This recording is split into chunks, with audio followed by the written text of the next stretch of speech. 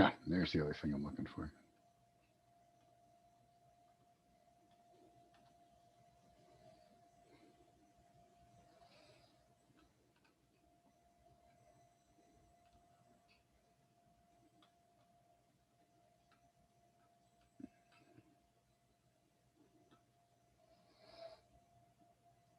Hi guys, I'm showing 6:57. We're going to give it about 5 minutes till about 7:02. Then we will get rolling here.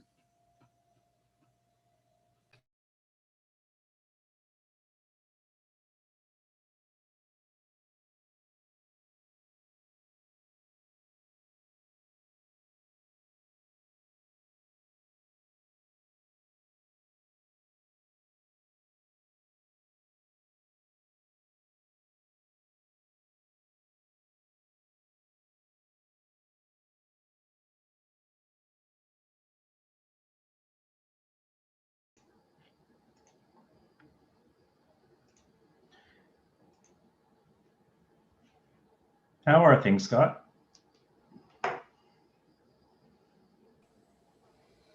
Michael, good to see you. Good to see you. How'd you enjoy last week's conversation? I enjoyed it, actually. I really was getting into it. I was thrilled. I mean, we had a good crowd. I don't think we've had that many people on a Zoom call in the a little over a year that we've been doing the cannabis conversation. We started them in June of 2020. Um, Right? and we were doing them Sunday nights, and then as we flipped to the New Year's, we switched them to Wednesdays. And even our um, YouTube channel on that particular video has more views. I mean, our videos for these things might get 3 or 5 views or something after the fact, where I think we might have had, I want to say 25, I forget, more than normal. Um, and it's kind of started a domino effect. This past week, since then, I've um, have a how can I put it? I have a like penciled in by Gary Vitor, who's another candidate for governor on the Democratic ticket. And yesterday I spoke with Senator Mia McLeod's somebody in on her team. I forget what his exact title is. Talking about having her come on. She's also a candidate for governor. Um, but with my conversation on that young fella, I had kind of acknowledge the fact that we are very early in the primary cycle. Oh, yeah. Our 7 o'clock. Yeah, our the powers that be, I guess you would call it, have not even selected a primary date yet. Should be early June. We're figuring it will still be early June. I got a quick send a message out. Remind my other board members. Hello, Michael. How are you? I forgot to send out the reminder.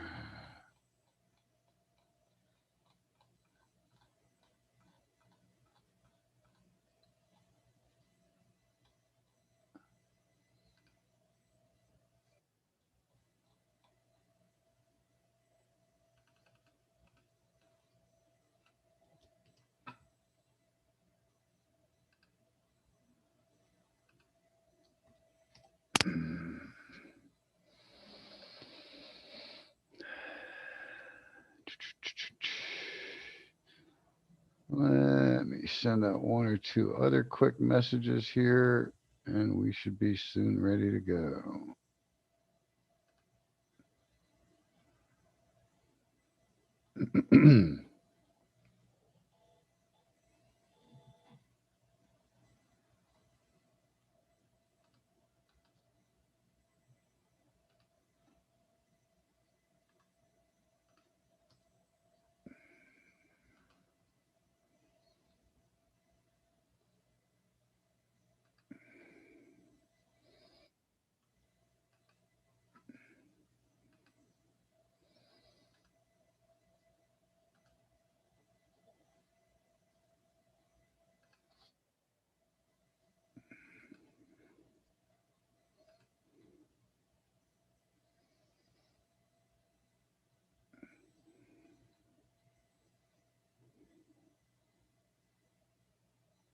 7:02 it is. All right. Give me 1 second here.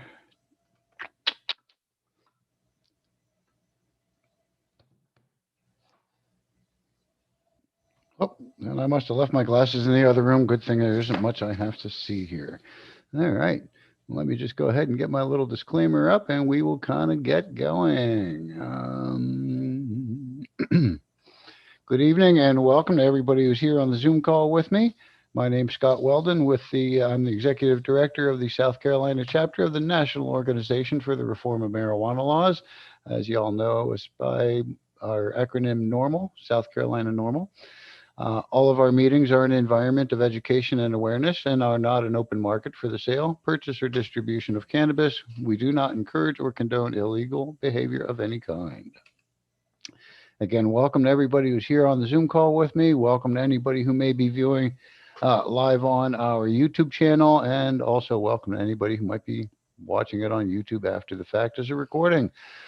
Just a quick note to anybody watching on YouTube, we do not monitor the comment section during our live broadcast. So if you do have any comments, questions, or concerns, please leave them down in the comment section below. We will visit the channel or the video after YouTube finishes rendering it. Usually takes them about 24 hours or so. And then we will try our best to address your questions, comments, and or concerns. Again, my name is Scott Weldon, and I welcome you to the weekly South Carolina Normal Cannabis Conversation every Wednesday night at 7 p.m.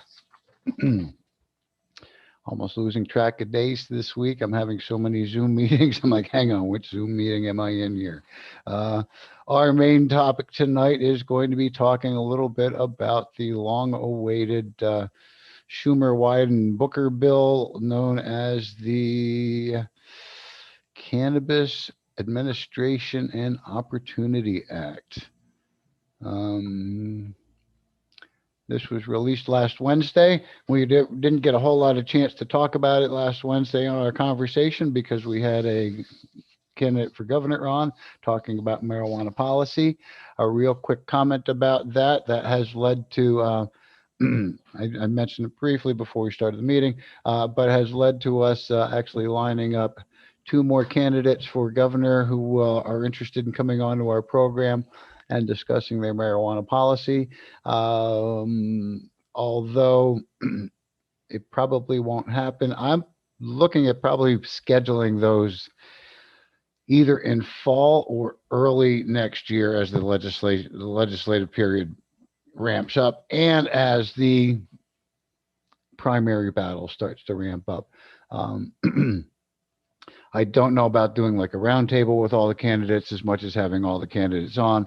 Probably in all fairness, we could invite them on now and I have, they're welcome to come on now and then do a repeat kind of follow up as we get closer. I'm picturing March, April, even into May. If primary is going to be in June, I believe, and the numbers I know aren't not accurate. I believe the last primary, and I'm giving you approximate dates. The primary date was like early June. I want to say maybe the 7th. And what they do at the same time, they pick a runoff date. So if for some reason there's a tie in that primary, and I believe runoff date last time was June 28th. So they try to keep them in about that time period. I think it's 3 weeks between the primary date and the runoff, the potential runoff dates if necessary. But again, we are in July of 2021, and the primary won't be until June of 2022. So we are way, way, way, way early in this game. Although I will say I'm very excited that Joe Cunningham's campaign reached out to us, asked to be on our program,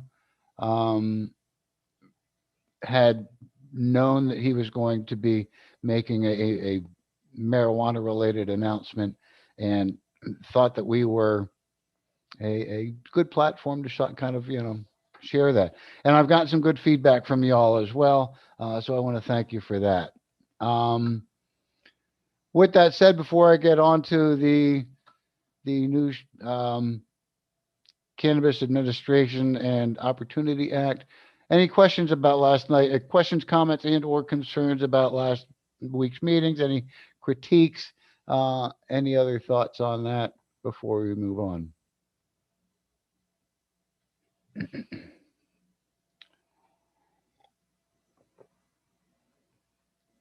All righty. Well, um, like I said, I have gotten some feedback from y'all, and I do appreciate it. I'm looking forward to actually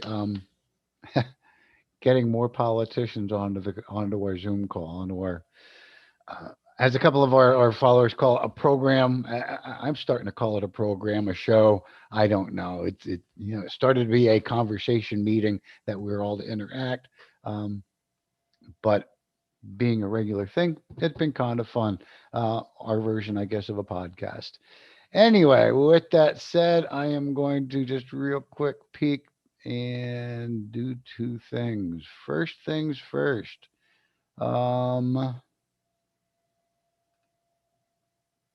I'm gonna drop two links into the chat.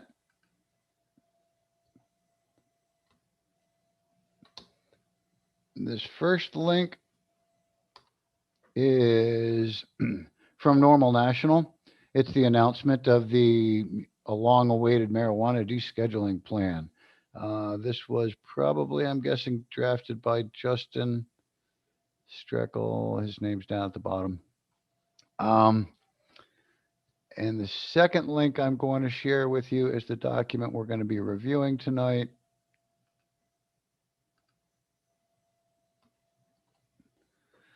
And that is from Politico.com. This is basically the brief version of the act. Um, so if you have access to be able to click on those, I see we have some folks in here on telephone link, so that's, I'm sorry about that. But there's where we're going to start. First one first is, and let me bring up my share screen for this if you all don't mind.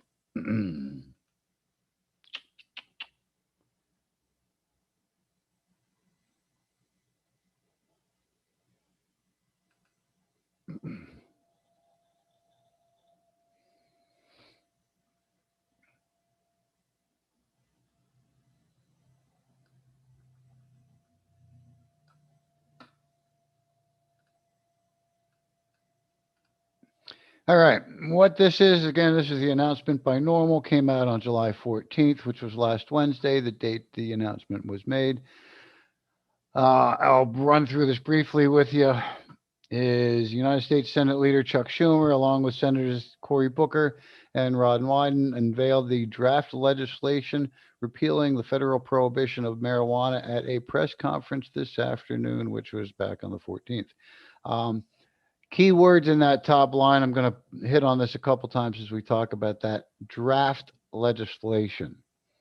Upon introducing the legislation, Senator Schumer said, "This is monumental because at long last we are taking steps in the Senate to right the wrongs of the failed war on drugs. I will use my clout as majority leader to make this legislation a priority in the Senate. It makes eminent sense to legalize marijuana."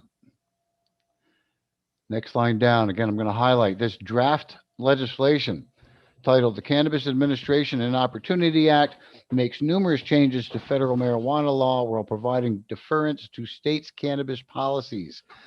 Quote, "The days of federal prohibition are numbered," said Normal Executive Director Eric Altieri. Quote, "These actions by Senate Majority Leader Schumer and Senators Booker and Wyden reflect the fact that the supermajority of Americans are demanding that Congress take action to end the cruel and senseless policy of federal prohibition. It is time for legislators to comport federal law with the laws of the growing number of states that have legalized the plant, and it is time for lawmakers to facilitate a federal structure that allows for cannabis commerce so that responsible cannabis consumers can obtain high quality, low cost cannabis grown right here in America without fear of arrest and incarceration, unquote. So that's a pretty powerful statement there by Eric. And again, a big part of what we're about is consumer rights, having the consumer have safe access to quality, low cost cannabis that's grown right here in the United States without fear of arrest or incarceration. Normal political director Justin Strechtel added, quote, our main priority was to ensure that Americans who choose to responsibly consume cannabis are no longer discriminated against by the law. With 1 in 8 Americans choosing to consume on a semi regular basis, including nearly 1 in 4 veterans, we must end the practice of arresting over 500,000, that's half a million, mind you, Americans every year and denying countless others employment, housing, and other civic rights. If we are truly to be the land of the free, the federal government can take great strides toward rectifying the situation by advancing the Cannabis Administration and Opportunity Act through the legislative process, unquote. So, mind you, again, a lot of that hits close to home for me, especially the discrimination part of it, and that goes across the board. Um, I've met and known so many people over the years who have started their own businesses because uh, they didn't want to pee test somewhere. Uh, I just saw a chat pop up. I wanted to see what that was. Josh says, low cost before taxes. We'll talk about the taxes in a few moments here. Um, so, quote, I'm proud to introduce our discussion draft. Again, I'm coming back to that word draft. This is a discussion draft of the Cannabis Opportunity and Administration and Opportunity Act, a legislative proposal aimed at finally putting an end to the federal prohibition of cannabis and addressing the overcriminalization of cannabis in a comprehensive and meaningful way, says Majority Leader Schumer. The war on drugs has too often been a war on people, and particularly people of color. Not only with this legislative not only will this legislation remove cannabis from the federal list of controlled substances, but it will also help fix our criminal justice system, ensure restorative justice, protect public health, and implement responsible taxes and regulations. So, taxes are involved here. We all know that's going to happen. The proposal mandates for the expungement of the records of anyone convicted of a federal nonviolent marijuana offense. The expungements must take place within 1 year of the law's enactment. Again, this is federal legislation, so it can really only specifically affect uh, these federal convictions, although they do talk about, in the restorative justice is expungement at local levels and funding of that. We'll get into that in a moment.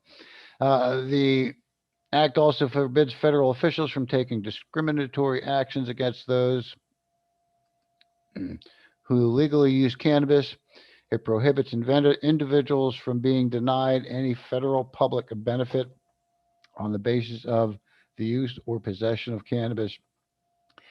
It also, for the first time, permits physicians associated with the U.S. Department of Veterans Affairs to make recommendations to their patients to access medical cannabis. Again, some very important points made in that one there. Our event coming up in January is really going to try and focus on the residual harm some of these uh, other denials of service type things just for marijuana convictions. You have a marijuana conviction on your record, there goes your chance on student aid or public housing, that kind of stuff. Um, so that addresses that. The proposal transfers primary agency jurisdictions over cannabis regulations from the U.S. Drug Enforcement Agency, the DEA, to the Food and Drug Administration, and to the Alcohol and Tobacco Tax and Trade Bureau in a manner similar to the ways in which these agencies already oversee alcohol and tobacco products. A federal excise tax of 10% would be imposed within the first year of the law's enactment. Medical cannabis access programs, which are operational in the majority of the United States, would not be disrupted under this federal plan. And the 10% federal excise tax, it's my understanding, we'll see a little bit later on if I'm accurate on this, is to help to fund those restorative justice components of this bill. All right, we're going to come down to, quote, cannabis prohibition, a key pillar of the failed war on drugs, has caused substantial harm to our communities and small business, and especially to communities of color, said Senate Finance Committee Chair Wyden. It's as simple as Senator Booker, Schumer, and I want to bring common sense to the federal government, end prohibition, and restore the lives of those hurt most and set them up for opportunity, unquote. For decades, our federal government has waged a war on drugs that has unfairly impacted low-income communities and communities of color. While red and blue states across the country continue to legalize marijuana, the federal government continues to lag woefully behind. It is time for Congress to end the federal marijuana prohibition and reinvest in communities most impacted by the failed war on drugs. I'm proud to introduce this landmark piece of legislation with Senator Wyden and Majority Leader Schumer, with all that will finally turn the page on this dark chapter of American history and begin righting these wrongs, unquote. And that was from a statement by Booker.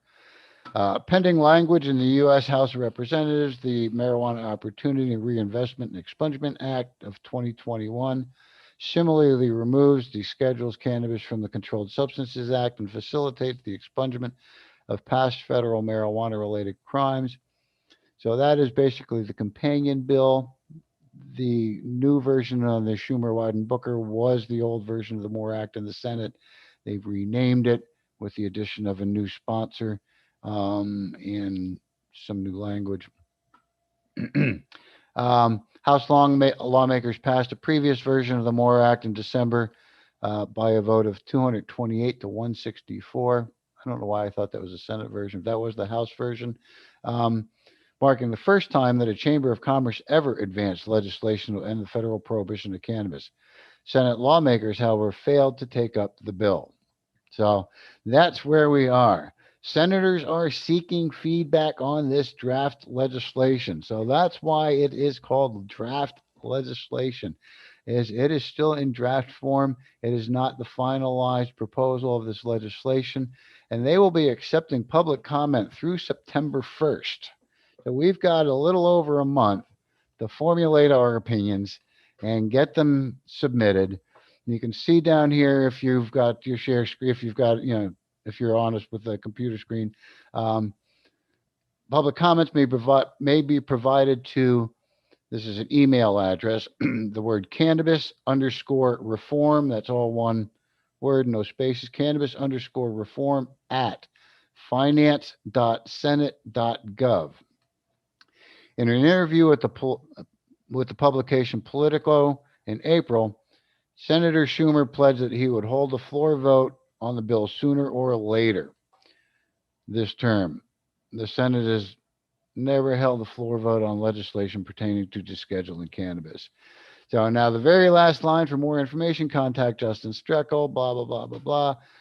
Really what we want you to do, and I'm going to go back to my chat box here real quick, share another link with you.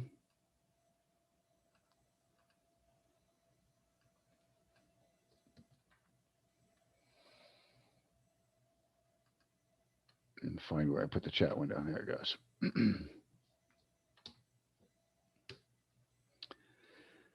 Okay. Now, this was another thing that Justin put out this past week in response basically to this new legislation. And there are two links on this page. I shared this first one here with you earlier. It's the summary of the draft. That is the first Politico 30-page PDF document I shared with you. Look for this cover on it. The second link here is the full text. Again, if you want to see the full text, you can follow that link. I just dropped the link to this page into the chat. That goes to this 163 page version of the discussion draft. This is the full version of it, 163 pages. I haven't gotten into it. I haven't gotten that far into the 30 pager, which is what we're going to kind of do tonight. If you feel like hanging out with me a little bit longer. So that's where we kind of are. I want to go back to this screen real quick, is save this link. What's nice with this is Justin has put together a few questions with the little radio buttons up here. I did go over these briefly last night, but first three questions have the same basic answers, either it's yes or no deal, or very important, somewhat important, not important at all, don't know. First question: how important is it to you that expungement will be included in the final package? Top answer: no expungement, no deal, or very important, somewhat important, not at all important, don't know. Second question: how important is it to you that the federal government end discriminatory metabolic THC pre-employment and random drug testing? My feeling on it is no testing or no deal. Some might say very important, somewhat important, not important at all, don't know. Third question on there: how important is interstate commerce to you? Good example. Yeah, let's say it became federal legal, and South Carolina does not have production up and running yet. Let's say they even moved to legalize recreational here in the state. They just don't have production up and running yet from state product. Should you be able to get it ordered in and sent to you in the mail? I think this also deals a lot with some of these Delta 8 shipping cartridges and things like that I've seen in the past couple of months. Anyway, how important is interstate commerce to you? No interstate commerce, no deal, or important, somewhat important, not important, don't know. Fourth question with the radio buttons is, who should handle most of the regulations? First answer, the states. Second, the federal government. Third answer is shared jurisdiction, similar to how it is with alcohol. There are also three other essay type answer questions here, asking you what you think we should, and the sponsors of the bill excuse me, should fight for, should fight against, and any other comments that you may have. So again, I'm going to ask you to save this link till maybe later. Get yourself a little bit more familiarized with this legislation, and then please, before September 1st, share your opinions here, and also that other link that I showed you. You can share it directly. This form here that I'm showing you, it's my understanding this is going to normal. They're going to be basically sifting through the responses and the answers, and they're going to be passing this information along to the bill sponsors. Thankfully, Justin does have their ear on marijuana policy and on marijuana legislation. Excuse me. So keep a hold of that. Next thing I'm going to do with y'all. Before I do, actually, I'm going to turn off the share for a second. And just again ask, does anybody have any questions, comments, concerns so far about what we've talked about on the Cannabis Opportunity and Administration and Opportunity Act?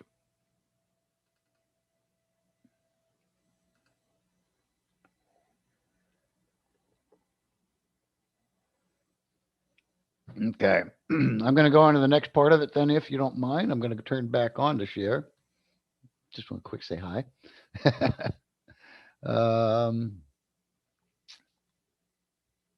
There it goes.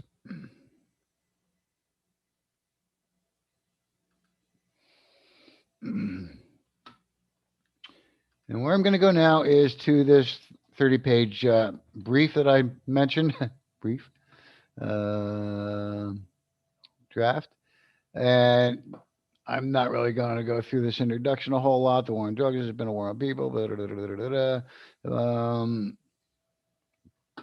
Get down to here. The Cannabis Administration Opportunity Act, includes restorative measures to lift up people and communities, and we kind of touched on some of that stuff a little bit earlier.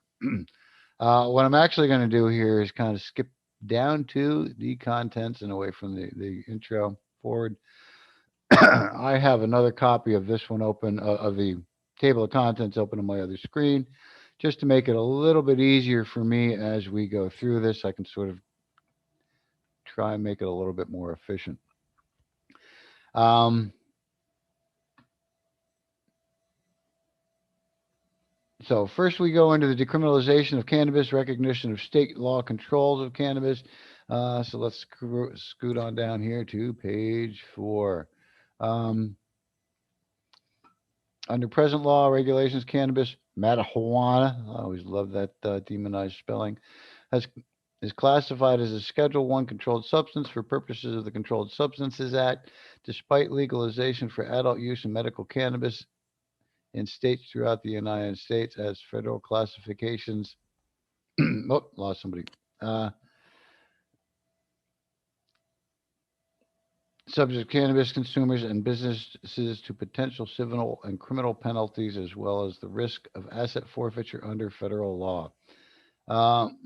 We all kind of know that stuff.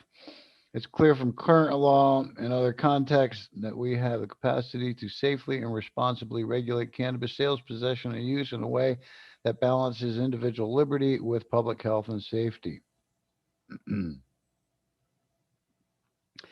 So I'm going to skip on through page 5, removal of removal from the Controlled Substances Act. Page 6 is recognition of state laws controlling cannabis, establishment of public safety enforcement. Section 111 of the discussion draft would recognize state law as controlling the possession, production, and distribution of cannabis, notwithstanding federal decriminalization. Shipment of cannabis into a state in violation of state law is prohibited. In addition, the provisions retain criminal penalties in the case of illegal cannabis diversions. Cannabis diversion is defined as the unlawful possession, production. We know cannabis diversion. Down into page 7, establishing minimum age restriction on retail sales. This would basically be setting a minimum age of 21 years old as the minimum age required to purchase cannabis. A related provision will limit any retail sales transactions to no more than 10 ounces of cannabis or the equivalent amount of any cannabis derivative. So they're talking about age restrictions. I know in another conversation somebody mentioned, why isn't 18? And I don't remember the response to that. I think it has more to do with that some states it's illegal for alcohol until 21. Some states are younger. Um, that's my understanding on kind of that. Page 8, research, training, prevention. Under present law, the regulations of cannabis, marijuana, is classified as Schedule 1 controlled substance due to its status as a Schedule 1 controlled substance. Research into potential medical uses and other benefits or harms of cannabis is strictly limited and controlled by the DEA. ASA and FDA, but basically it's the DEA that pulls the strings on who gets approved and for what. And also, yeah, NIDA is involved, National Institute of Drug Abuse, is where they can procure their cannabis from only federally approved production facilities. And that would be at this point the University of Mississippi. I watched a little bit of something, I think it was 2020. I watched a segment with the director of the program there in Mississippi. I thought it was kind of humorous because the interviewer sort of was referring to him as, I don't know, the king of pot or something. And he's sort of going, oh, well, if you know your stuff, you know your stuff. And yet, my understanding of what they're growing there and what they even showed is they're growing like generic cannabis from back what we had in the 70s, kind of, when you say, what is it? Oh, It's Mexican. So yeah, a lot of their stuff is marked with an MX because they're growing this Mexican outdoor, similar to what a lot of us would consider ditchweed. It is my understanding that recently the DEA has approved three new facilities to produce cannabis for research. And I believe those facilities are capable of indoor growing. And I think it's for the purpose of trying to be able to access cannabis for research. That's somewhat similar to what's actually being sold in the dispensaries now. And this ditchweed is not. So um, I'm not going to really run down through that too much. It does talk about strict limitations on research into the cannabis possible. Okay. Um, they go into a little bit more of that with Health and Human Services and Department of Transportation and but I'm going to skip over that. Go down to Restorative Justice and Opportunity Programs on page 10. And actually, that's not too bad. It's a third of the way through this document already. Again, if I'm skipping over stuff too fast, folks, let me know. Tell me to come back to it or whatever. Um, or just slow down, or can I follow through? I'll double check here to see if anybody's thrown anything in chat for me.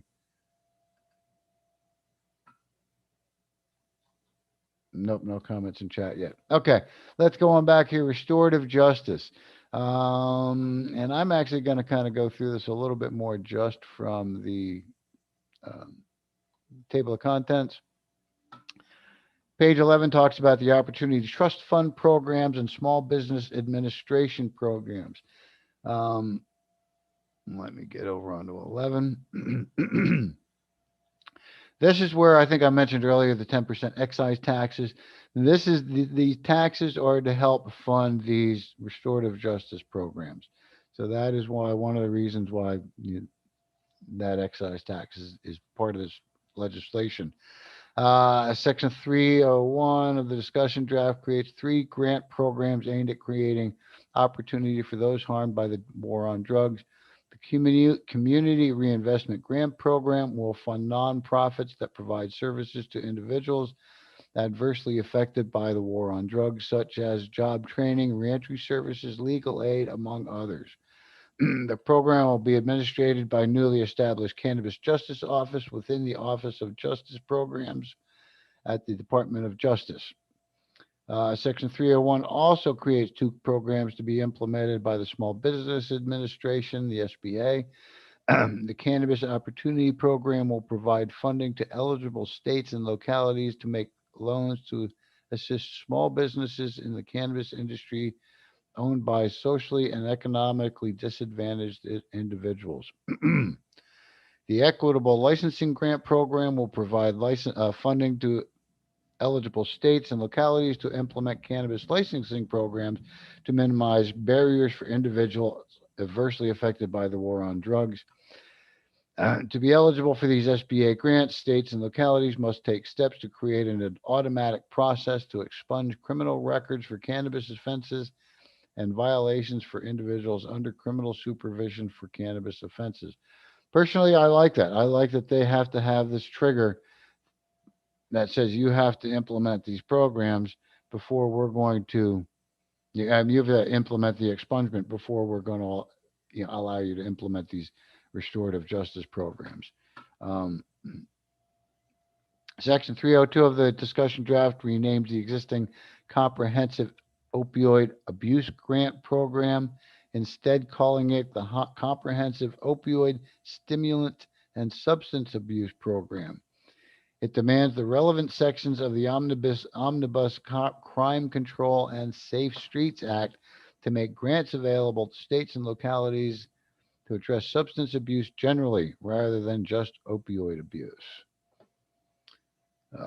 And the drug problem is, again, in my mind, should not be a criminal issue. It should be a public health issue, a health issue.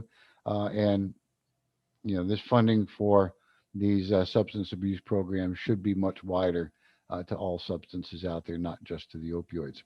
Section 303 of the discussion draft amends relevant sections of the Small Business Act and Small Business Investment Act implicitly make SBA programs and services available to cannabis-related legitimate businesses and service providers. All right, moving on. Page 12. Page 12.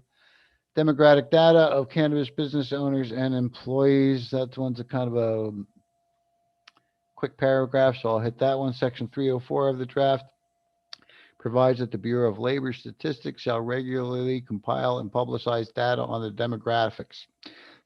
Excuse me. Example, age, race, educational attainment of business owners and employees in the cannabis industry. The discussion draft requires that identifying information shall be kept confidential. Also later here on page 12, talking about resentencing and expungement. I'm not going to go into it a whole lot. Again, relates to um, federal resentencing and expungement. Let me go through it though. Does it mention local?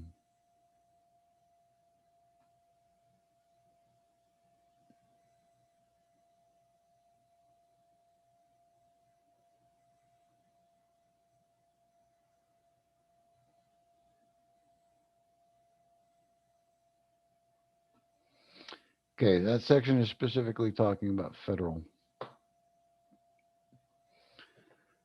No discrimination on provisions of federal public benefits. That is again another important one. This section would prohibit individuals from being denied any federal public benefit as defined in 8 USC 1611C on the basis of use or possession of cannabis or on the basis of a conviction or adjudication of juvenile delinquency for a cannabis offense. Additionally, federal agencies are prohibited from using past or present cannabis use as a basis for denying or rescinding a security clearance. Again, those are two things I hear quite a bit, especially here in South Carolina, where a large part of our population are members of the military. They are very afraid of testing positive for cannabinoids because it can, or not military only, but I mean government employees as well.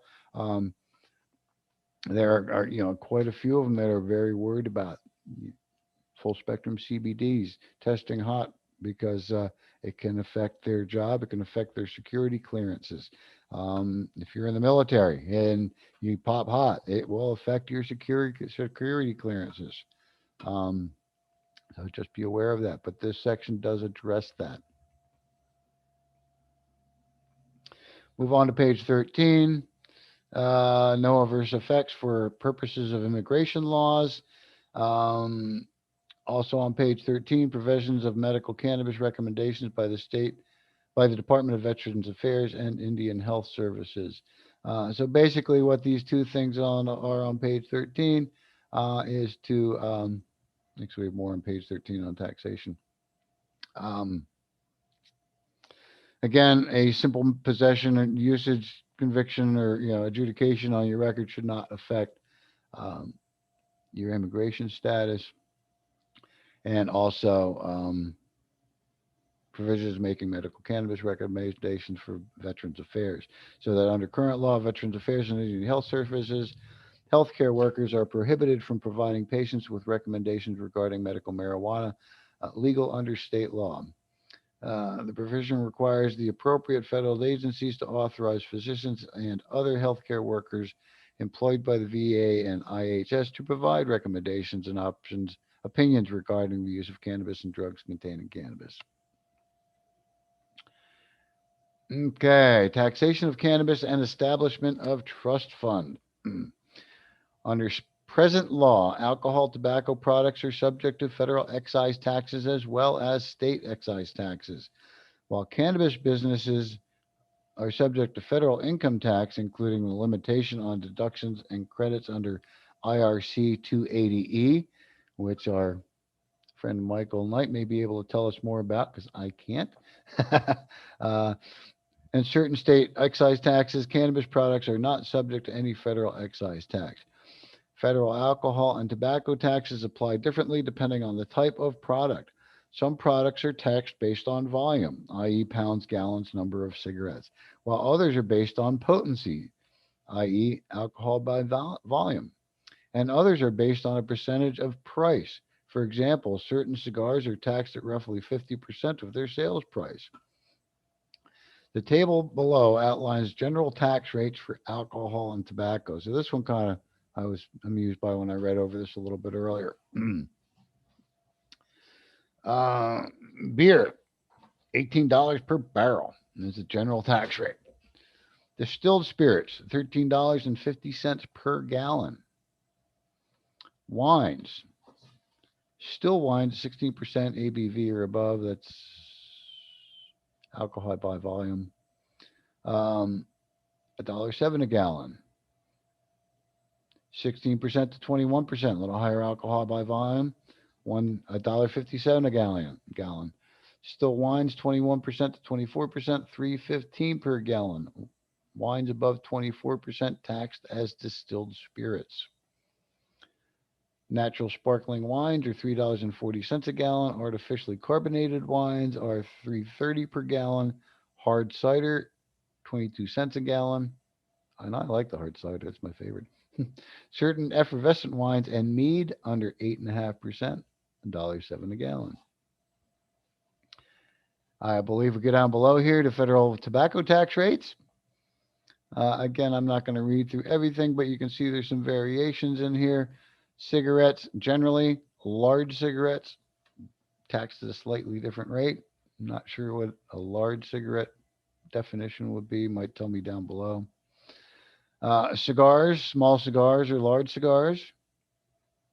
Roll your own tobacco. So I'm assuming what they mean by that is loose tobacco. $24.78 a pound. Pipe tobacco, $2.83.22 per pound.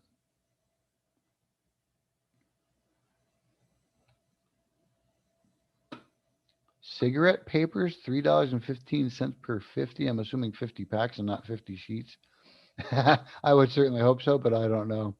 Anyway, so there's varying tax rates for both alcohol and tobacco.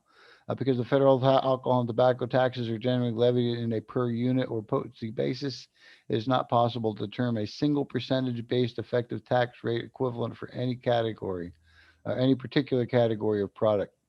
All right, let me see if I can come down here just a little bit further. Where am I going down to? Page 17. We're still in this taxation stuff. Okay. We're going to come down into 18 where they're talking about the imposition of tax on cannabis products now that we've talked about taxation in general. Section 5901 of the Internal Revenue Code is added in section as added by section 401 of the discussion draft, will impose an excise tax on cannabis products in a manner similar to the tax imposed on alcohol and tobacco. The general tax rate would be 10% for the year of enactment and the first full calendar year after enactment. The tax rate would increase annually to 15%, 20%, and 25% in the following years. Beginning in year 5 and thereafter, the tax would be levied on a per ounce rate on the case of cannabis flower, or a per milligram of THC rate in the case of any cannabis extract. The applicable rate for year 5 and thereafter would be per ounce or per milligram of THC amount determined by the Secretary of Treasury, equal to 25% of the prevailing price of cannabis sold in the United States in the prior year. Let me look. No comments in chat yet about talking about taxes. In order to remove this barrier to entry, small cannabis producers with less than 20 million in sales annually would be eligible for a 50% reduction in their tax rate. Nice for small producers, cool. Producers with more than 20 million in sales would be eligible for a tax credit in their first 20 million of cannabis sold annually, with sales above that amount subject to tax at the full rate. Similar to the reduced rates of alcohol producers, certain anti-abuse rules would limit the tax benefit only to producers produced or substantially modified by the small producer in order to limit the benefit received by large producers and prevent a double benefit. Okay, legally speaking. Um, and again, you can see that chart here. Now, mind you, I'm going to circle discussion draft. This is not the final proposal. This is the discussion draft.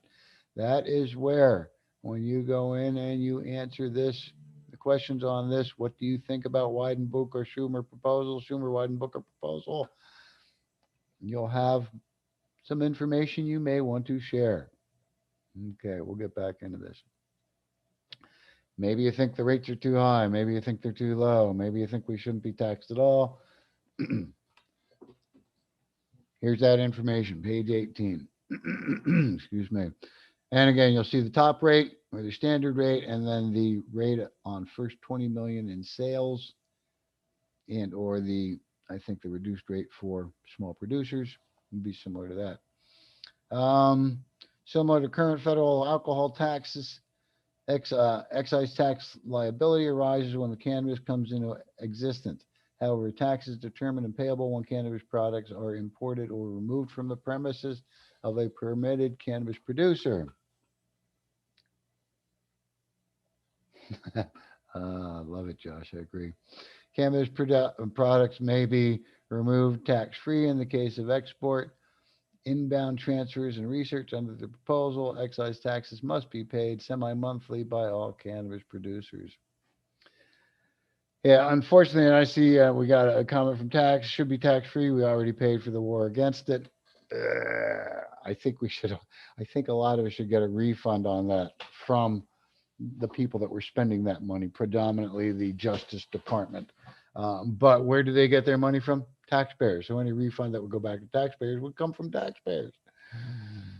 Don't you just love the bureaucracy? And there has to be some taxes if we're going to fund these restorative programs. Uh, but I agree. I agree that I think the rates are too high, especially at 25%. But that's where that comment section and that comment period from now through September 1st is important. Um, and now what this is talking about is not necessarily taxes paid by the consumer. These are taxes paid by the producers. Um, who ultimately pays for that? The consumers, because those costs are passed along to the consumer in the end because they're all part of the cost of doing business. So the consumer does pay it in the end. I think also at the end, especially for medical reasons, the consumer should not be paying taxes on their medicine, like other medicines. All right, that was, where were we? Page 18, page 19, establishment and permitting. The discussion draft will require any person selling cannabis products at wholesale to obtain a permit. Blah blah blah blah blah. Page 20, operations. Section 401 of the draft would establish operational rules of manufacturing of cannabis products similar to those of alcohol and tobacco. Page 21, public health, cannabis administration, and trade practices. Food and Drug Administration is responsible for protecting the public health by ensuring that foods are safe, wholesome, sanitary, and properly labeled. Human and veterinary drugs are safe and effective. There is reasonable assurance in the safety effectiveness of devices, blah, blah, blah, blah, blah. Under current law, the Federal Food and Drug and Cosmetic Act prohibits marketing of food and dietary supplements containing cannabis. Where are we here? 21. This goes on to the next page.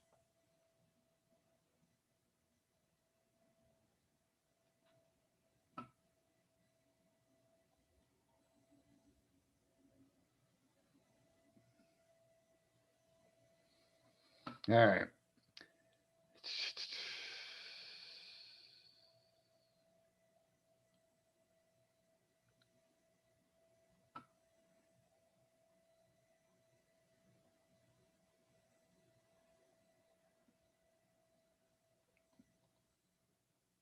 Okay, that goes in a whole bunch. There's a whole bunch of stuff I don't feel like reading it all out to you, and I don't think you want me to read it all to you. Public health, cannabis administration, and trade practices, and this goes into talking about the Food and Drug Administration regulations. Um, some background on the tobacco, alcohol tax, and the Trade Bureau regulation, and then the proposal, as noted previously in Section 102. The discussion graph would transfer primary agency jurisdiction over cannabis regulations from the DEA to the FDA and TTB.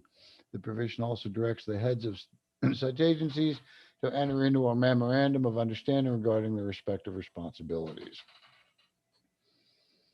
Food and Drug Administration regulation of cannabis goes into here. Over the next couple of pages, we'll talk about it talks about that.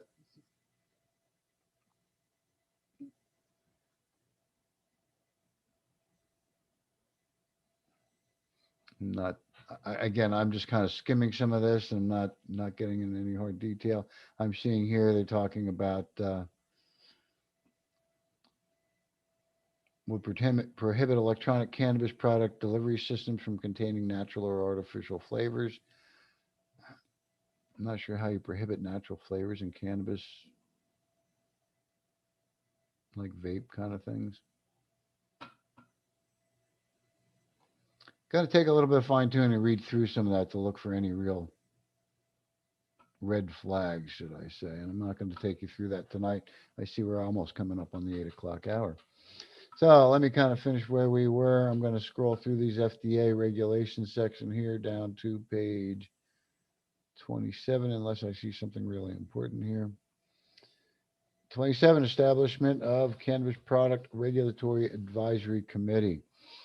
Section 501 of the discussion draft would establish a Cannabis Products Regulatory Advisory Committee, which FDA would convene and consult before promulgating regulations. Cannabis Administration and Trade Practices Enforcement. Section 511 of the discussion draft would establish additional restrictions on the interstate commerce of cannabis products that fail to comply with certain restrictions on packaging, labeling intended to prevent non-competitive marketing competition. Section 112B of the discussion would direct the Secretary of Treasury to establish a federal track and trace regime on cannabis products to prevent diversion as well as federal and state tax evasion.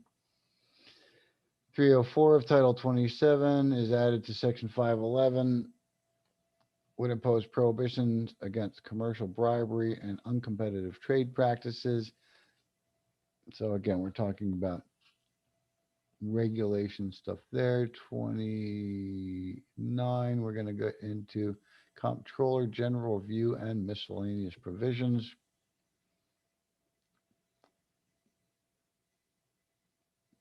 Sponsoring officers request comment on additional general and unspecified items, including. So again, they are looking for comments and information, and they're looking for information on necessary funding levels and resources of agencies to carry out the proposals of this act, the necessary amounts of amounts appropriated for grants to carry out the purposes of the act, consideration of transition rules and effective dates, interactions with state and local laws, interactions with international obligations and treaties, interactions with and additional considerations regarding hemp, additional opportunities to expand restorative justice and access to capital for historically disadvantaged entrepreneurs, and any other areas of concern to stakeholders, federal agencies, members of Congress, and state and local regulators. All right. I am going to turn off my share for a moment, or actually probably for the rest of the eve. See if I can find my other little window. There it is. And I haven't heard any snoring. I think it's mainly because you all have your mics muted. I hope I didn't bore you all to tears, kind of just reading through this document with you and giving little bits of opinion here and there on it, and not really reading all of it either, to be quite honest with you, as you all know.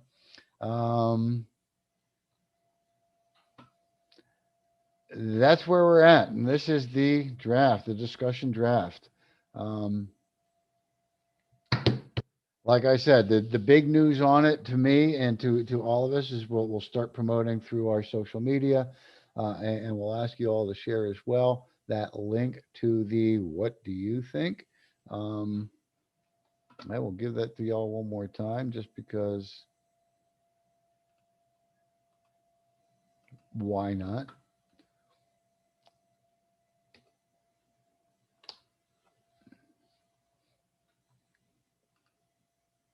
Oh, and let me see if I can find this real quick.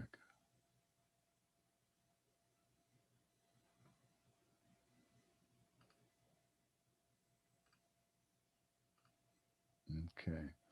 Um, Anybody have any thoughts or questions besides, of course, Josh's that says we should be tax free completely? That one we know. We'd like to think that. You know what I did not see in there, and was anything about home growing. Um, I did not see any comments or discussion on home grow in there. Um, and that I know is an important factor to a lot of people. Also, I don't think I took any note to anything relating to people's Second Amendment rights that were involved in there. Um, but again, that is another topic that is very near and dear to folks' hearts. Scott, can I add just one little tidbit about the current tax with 280E? Yes, sir. So the current state of affairs, where in states where it's legal, they're subject to 280, which basically means you can only deduct cost of goods sold. So general marketing, advertising, selling expenses, accelerated tax depreciation, among other things, is not available to cannabis sellers in those states. So they're paying tax on phantom income. So the rates are just ridiculous. Um, so in comparison, if it gets, and that's because of uh, cannabis is a Schedule One substance. So comparatively, if it gets taken off Schedule One and it's just subject to excise tax, that's way better. But I agree with Josh's statement. It's a plant; it should be tax free. But right now, we're subject to, in a grander sense, federal income tax that's unconstitutional because it's a graduated income tax system, along with um, paying, this would be an indirect tax, which is constitutional. It's great to see with the excise portion, which basically means if you don't want to pay the tax, then don't buy it. Whereas the grander scheme, the IRS forces the American people to file a voluntary income tax right now, which is a violation of your Fifth Amendment. But you're subject to do that. If you want to get a mortgage, what's the first thing you have to show? Federal income tax. So and a little background about myself. I'm a CPA, and I specialize in cannabis accounting. And I'm also investigating how the federal income tax came to be and what we're subject to as American citizens to this day, destroying the wealth of the middle class. And that's the end of my rant about taxation, cannabis in the United States of today. Thank you. Michael, I appreciate that. Actually, I would love to have you come on the program one night and kind of give us a little bit more info about that. Was it 280E, E280? That that structure that cannabis businesses have to deal with. I don't I don't know how interesting other interested other folks will find it, but I think it definitely be interesting information, especially with any folks that are looking forward to either start a cannabis business here in South Carolina or may even have a hemp related business already. So I'll just throw that out there and we'll follow up on that some other time. But thank you for your input on that. I definitely appreciate that. Again, I love when other people give their input because there's so many other things that I don't always see, and it's great to have people with knowledge and or visions of that kind of stuff to share it with us. So I appreciate that. Um, I'm not going to keep you on really any longer. I see we're after 8 o'clock, so it's 8:02 right now. I do want to thank you for coming out and joining me tonight, talking about the, come on, we're going to get this right yet, the Administration and Opportunity Act. I have been calling it the Booker-Wyden Schumer, or the Schumer-Wyden Booker, or whatever, for months and months to get this Cannabis Administration and Opportunity Act. It's just taking me days to like get it locked in. Um, anyway, I thank you for coming out. Listen to me talk about this. I'm going to probably get a little bit more in depth in those last couple pages where they were talking about the FDA regulation and administration and stuff like that. Kind of drill down into that a little bit. And I'm going to try and avoid the 163 page version of it just because it looks like a lot. But besides that, look for us again next Wednesday. Next Wednesday, we have on the schedule our board member, Vaughn Postema, will be coming on and talking about certificates of analysis.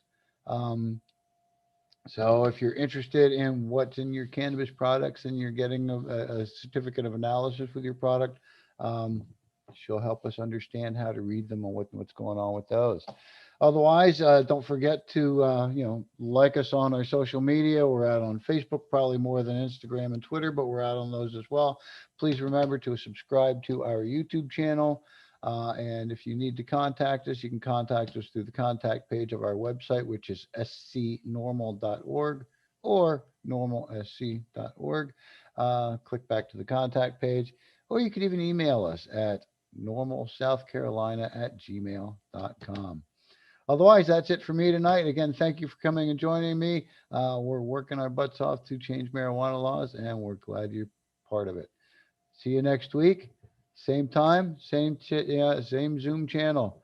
Thank you again. Have a great night, y'all. Bye-bye.